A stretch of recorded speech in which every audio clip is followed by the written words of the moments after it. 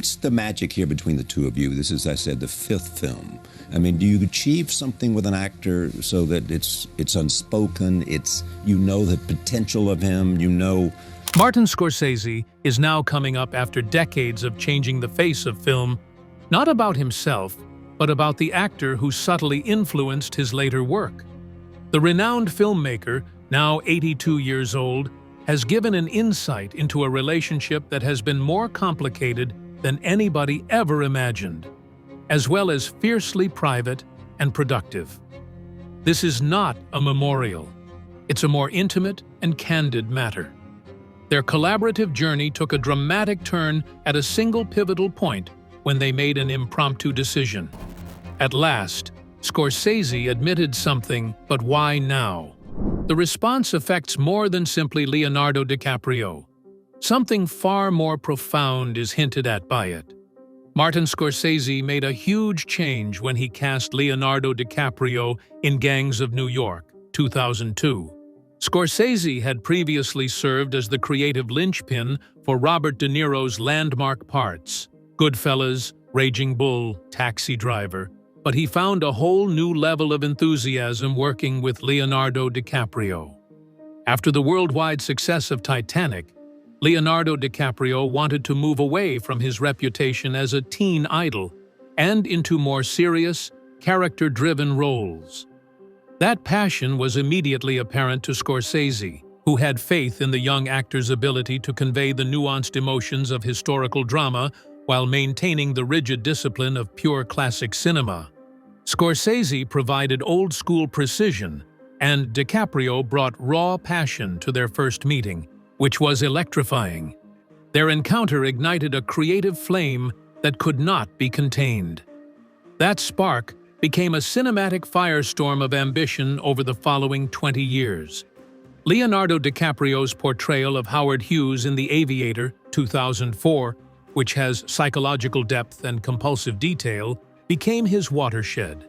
In the 2006 film The Departed, Leonardo DiCaprio played a troubled undercover detective whose inner turmoil helped Martin Scorsese win the Oscar.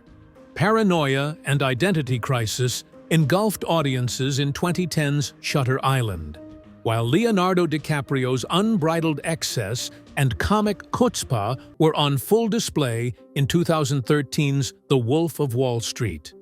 Again changing gears, Killers of the Flower Moon, 2023, mines treachery and participation in one of America's darkest episodes.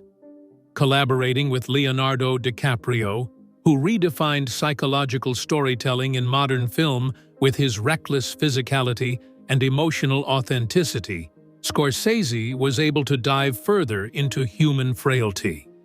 What sets their collaboration apart is not just how long it has been going, but also how it has changed and grown artistically, because to the mutual support they have provided each other.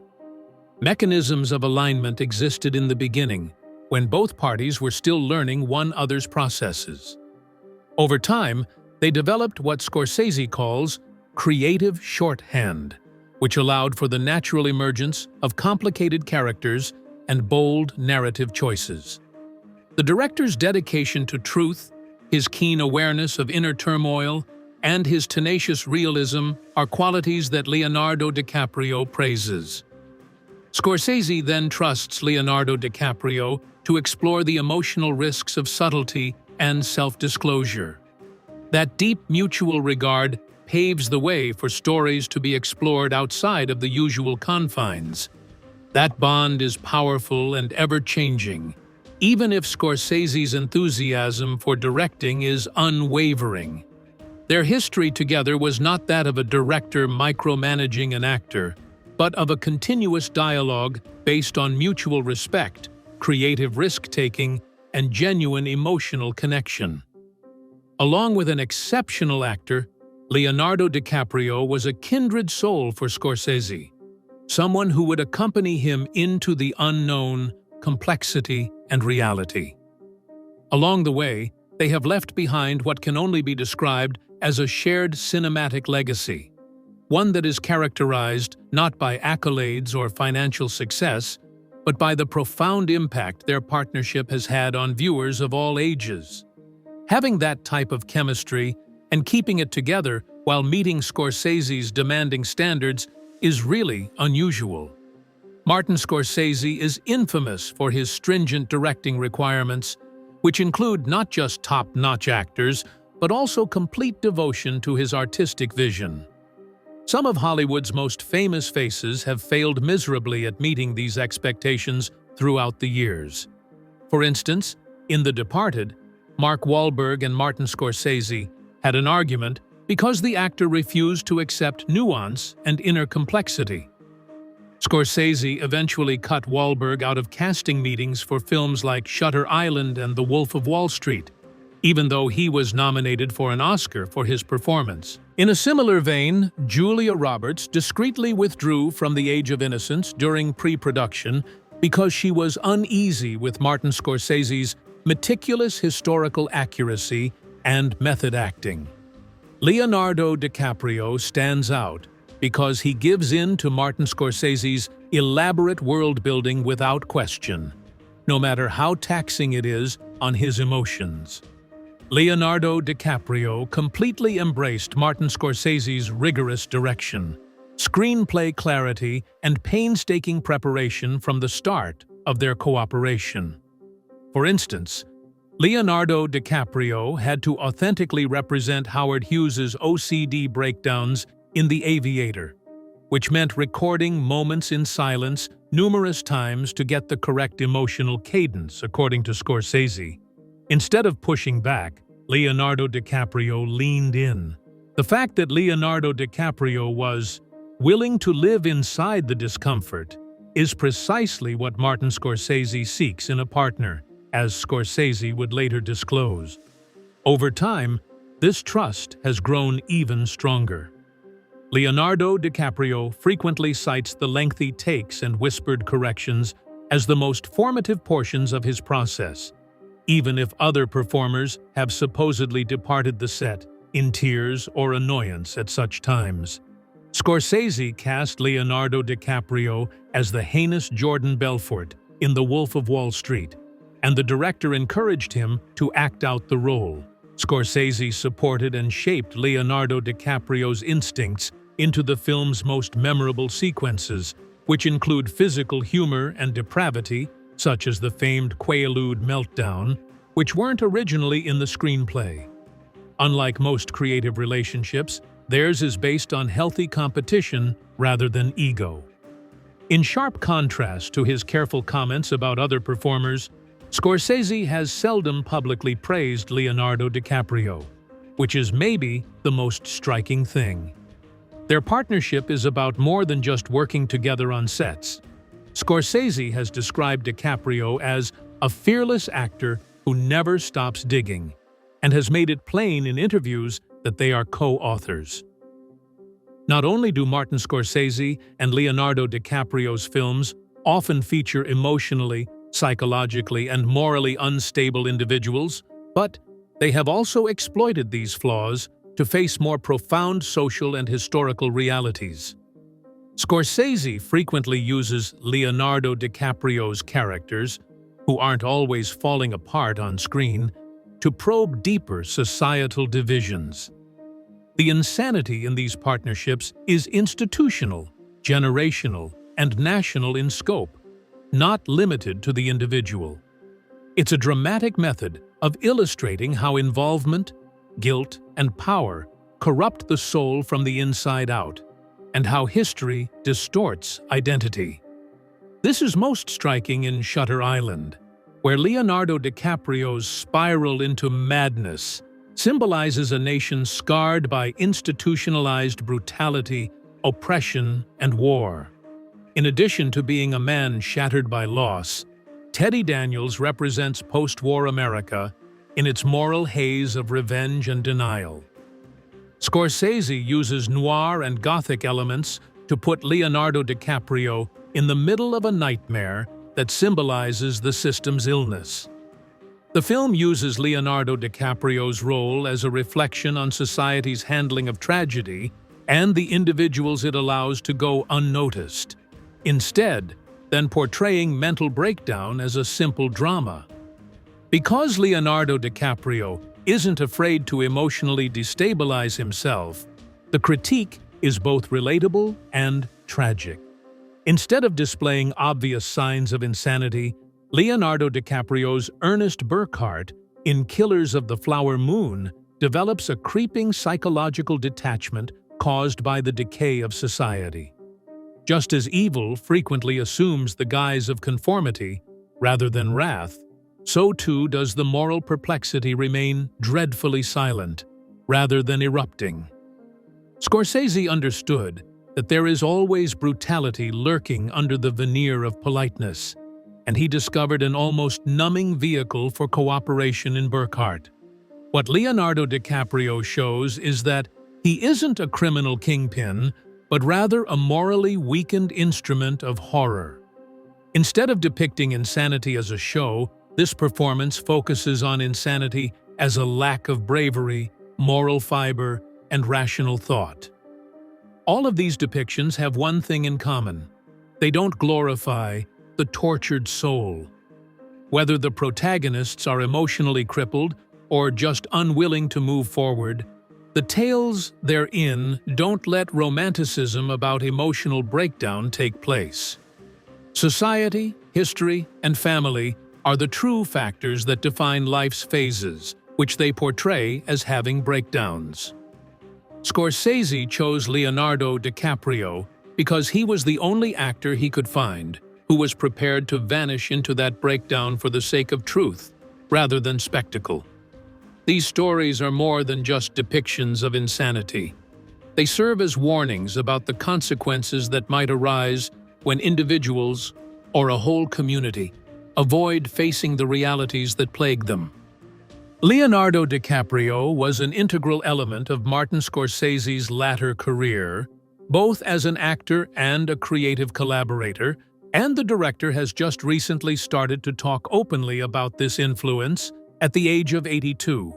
Scorsese recently described Leonardo DiCaprio as fearless in a behind-the-scenes chat during the Killers of the Flower Moon publicity cycle, describing the actor as someone who is unlike almost everyone he has worked with.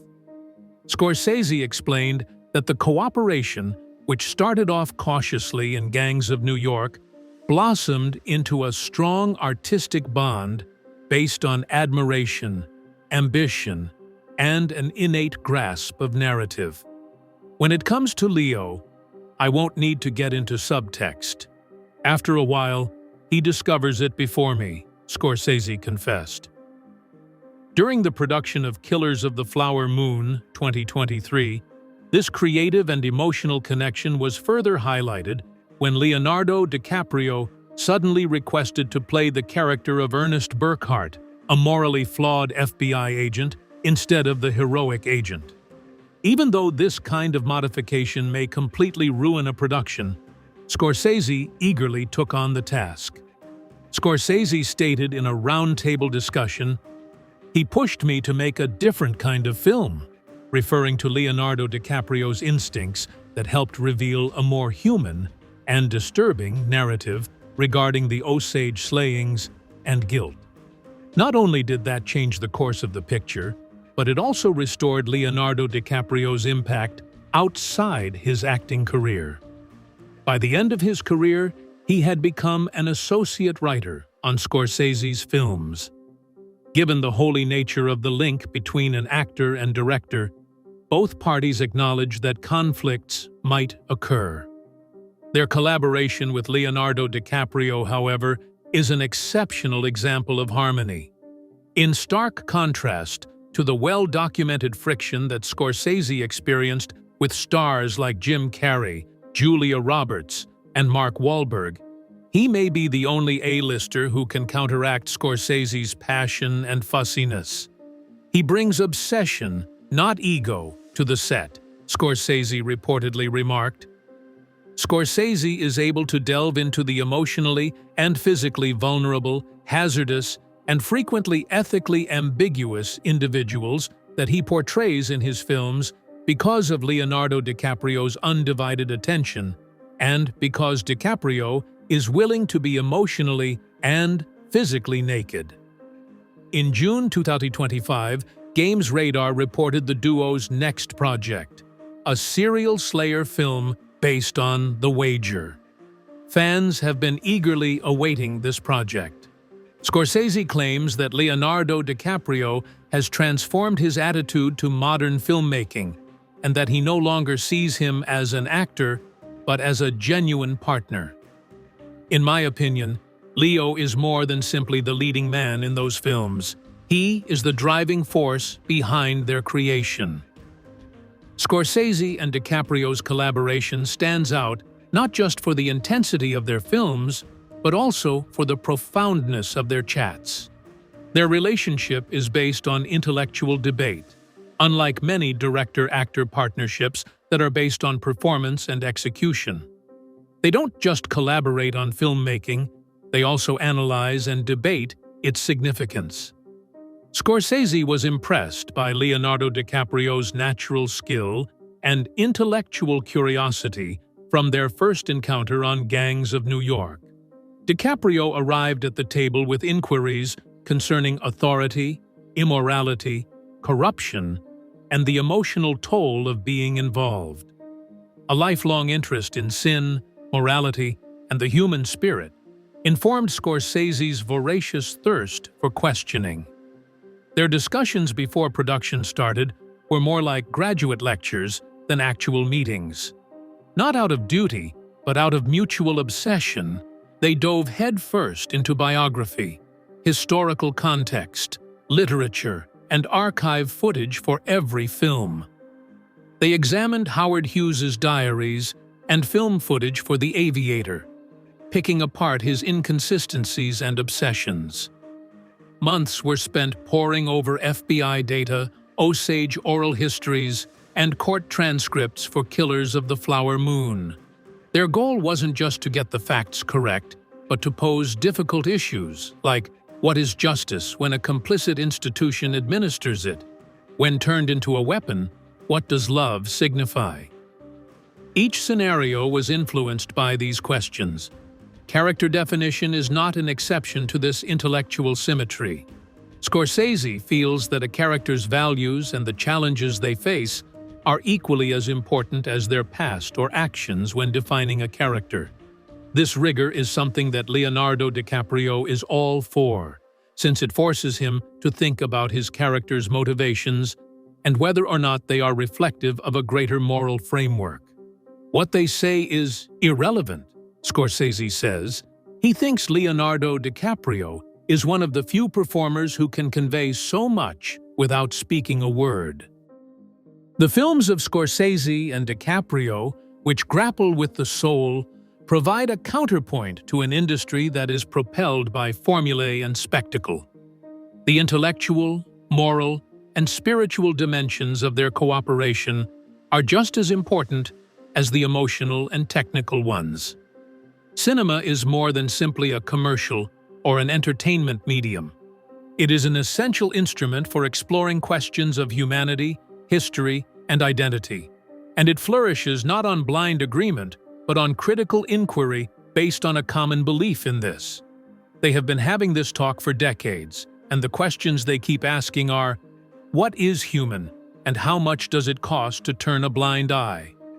A fascinating creative triangle, an interaction of opposing impulses and generational synergy, forms in Martin Scorsese's projects with Robert De Niro and Leonardo DiCaprio.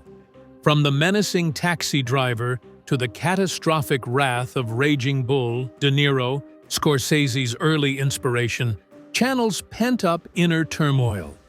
Their connection, which spans 10 films and is based on working-class existentialism and New York Catholic guilt, reflects the director's primal need to use subtle acting to address violence, remorse, and salvation. Leonardo DiCaprio, Scorsese's contemporary amplifier, stands across generations. In contrast to De Niro, Leonardo DiCaprio takes an outward approach. His vitality is dynamic, expressive, and sometimes disorganized, yet receptive. The improvisation that Leonardo DiCaprio did on the Flower Moon set lasted endless, according to a joke made by Scorsese, while De Niro favored a low-key approach to business. Scorsese was able to capture Leo DiCaprio's off-script excess in The Wolf of Wall Street, allowing him to broaden his storytelling palette beyond precise restraint and convey raw spontaneity. As a result, it generates an intense creative environment where every scene is infused with vitality. Crew members observed Scorsese and De Niro exchanging silent glances as a kind of communication, while Leonardo DiCaprio set fire to the home with improvised explosives. They looked so similar that Leonardo DiCaprio called it near telepathy between Bob and Marty. Scorsese was able to stage controlled yet explosive performances by striking this delicate balance between rehearsing and improvising. Scorsese compared Leonardo DiCaprio to Robert De Niro, calling them two parts of the same process. DiCaprio anchoring emotional volatility and De Niro stabilizing the mind. The moral ambiguity and existential conflict that bind the two sides of human experience together provide Scorsese a fuller spectrum of human suffering. One of the most daring and problematic partnerships between Scorsese and DiCaprio, Killers of the Flower Moon, was released in 2023. The film went through many revisions following years of development delays. Originally, it was planned as an uncomplicated detective thriller focusing on the establishment of the FBI and its inquiry into the Osage slayings. The original casting for Leonardo DiCaprio's role as the heroic federal agent who discovers the scheme was set by Scorsese. However, Leonardo DiCaprio expressed his displeasure with the story's lack of depth and realism from the Osage point of view during draft talks. His idea to have Ernest Burkhart portrayed as a troubled guy who was involved in the atrocities necessitated a rewrite of the story. This choice initiated a radical shift in our creative approach. Scorsese and screenwriter Eric Roth rewrote the screenplay to make it about a guy whose greed and loyalty lead him down a path of ethically ambiguous behavior rather than heroic acts by law enforcement. Hollywood seldom produces $200 million prestige films starring unlikable anti-heroes, so the shift was daring, but Scorsese believed DiCaprio's gut. "The FBI isn't involved," Leo said. Scorsese later disclosed that the film is with a romance and the treachery that lies at its core.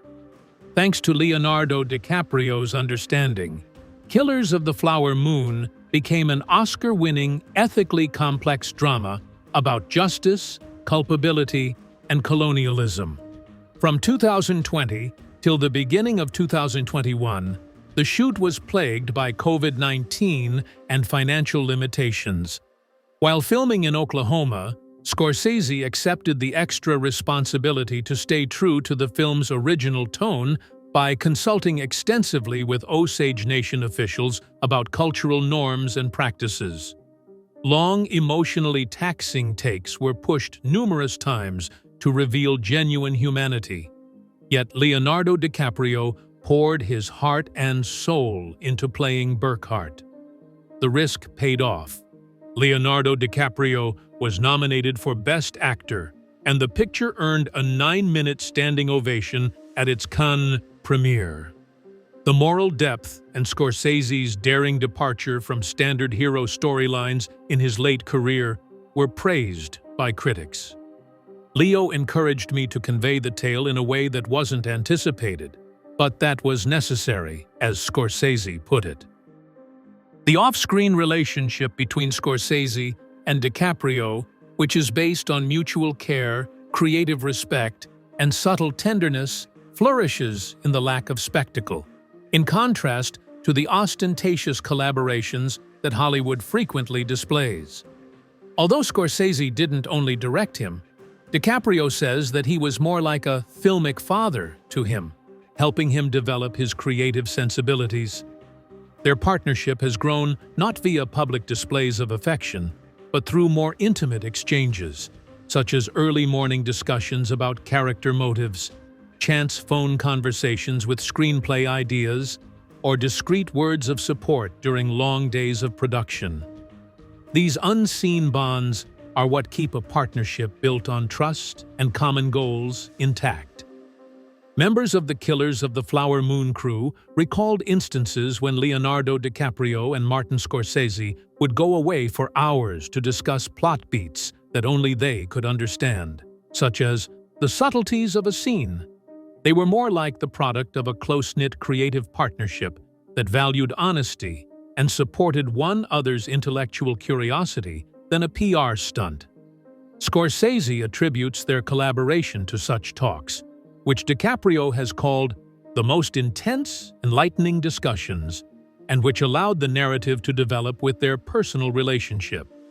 Beyond his performance, Leonardo DiCaprio has become an invaluable resource for Scorsese when it comes to questions of tone, tempo, and the potential cross-generational resonance of emotional beats. On the other hand, Leonardo DiCaprio has taken on the role of caregiver, making sure that Scorsese takes breaks during challenging shoots, and that he remains creatively flowy even after long days. Their connection goes beyond only the movies. They take each other on trips, have dinner together, and even take time apart from joint appearances, which gives them an unspoken trust that only friends can provide. There are no brazen social media shout-outs or on-set photos to promote their bond. Unlike other famous duos, cinema was their medium. The unassuming bond between them creates an unbreakable trust. Scorsese confidently directs, knowing that DiCaprio is there for him as a friend and partner. Scorsese and DiCaprio's The Devil in the White City is now their cinematic white whale, not just a passion project. Ensuring the integrity of a complicated and rich plot was the main concern during the 15-year delay, not simply finding a distribution platform or finance. The first concept was to have a parallel storyline that followed the lives of serial killer H.H. The grim tone that Holmes required was something that few companies were willing to risk, particularly with the trend toward franchise blockbusters and streaming entertainment. However, the dedication of Leonardo DiCaprio and Martin Scorsese to convey the truth was unwavering. In 2025, after much deliberation, 20th Century Studios gave the project the green light for a theatrical release, with Scorsese appointed as the film's director.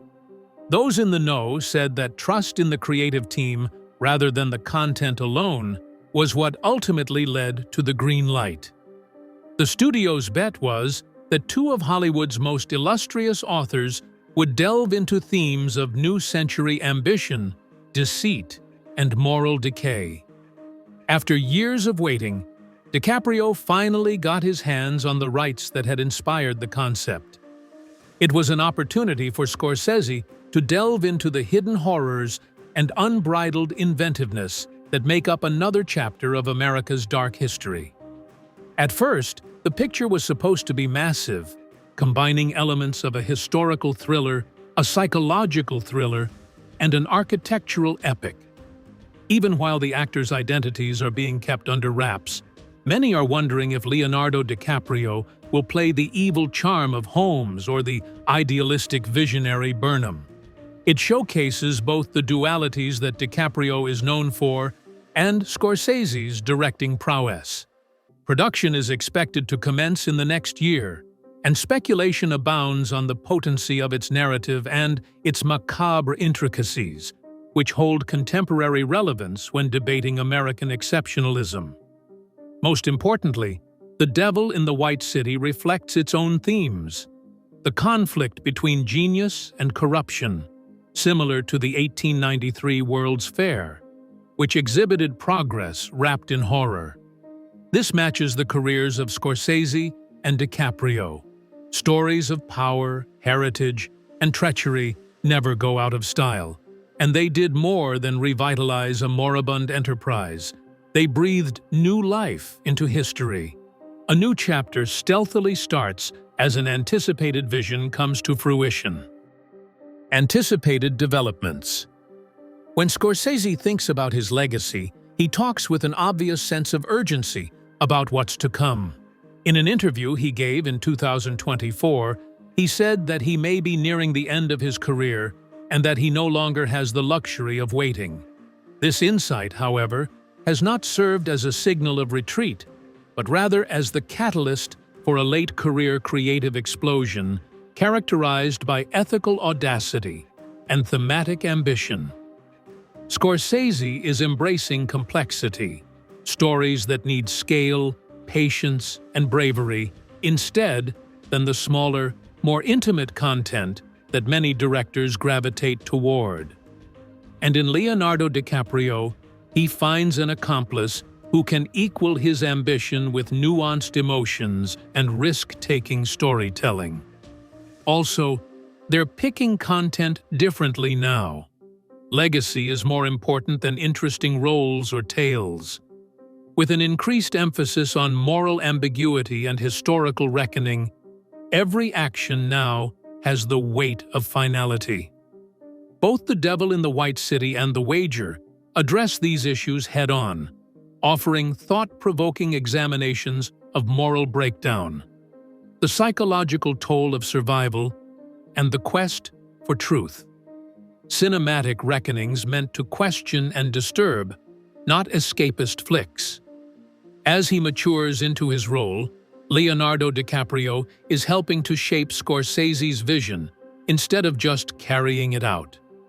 The actor now participates in pre-production meetings, offers structural changes, and acts as the movie's emotional and moral fulcrum. It is an essential collaboration for Scorsese. He has the instincts of a filmmaker, Scorsese recently remarked about Leonardo DiCaprio, and he's not afraid to push me if something doesn't feel true. Their unwavering faith in each other has propelled them to choose more risky roads for over 20 years. Who knows? Maybe The Devil in the White City or The Wager will be their last joint effort. It's safe to say that Scorsese and DiCaprio aren't just creating movies, they're making statements, maybe their final ones. Additionally, if there is a unifying element to their body of work, it is the unflinching gaze onto the shadowy sides of human character. Not because they are simple stories, but because they are important, they will continue to tell them whenever they have the opportunity and the time. I appreciate you tuning in. Get more behind-the-scenes looks at the chemistry between Leonardo DiCaprio and Martin Scorsese by subscribing to our channel and leaving a comment with your favorite Scorsese-DiCaprio film. Stay still and watch the following video to learn more about the groundbreaking effort that altered the course of cinematic history.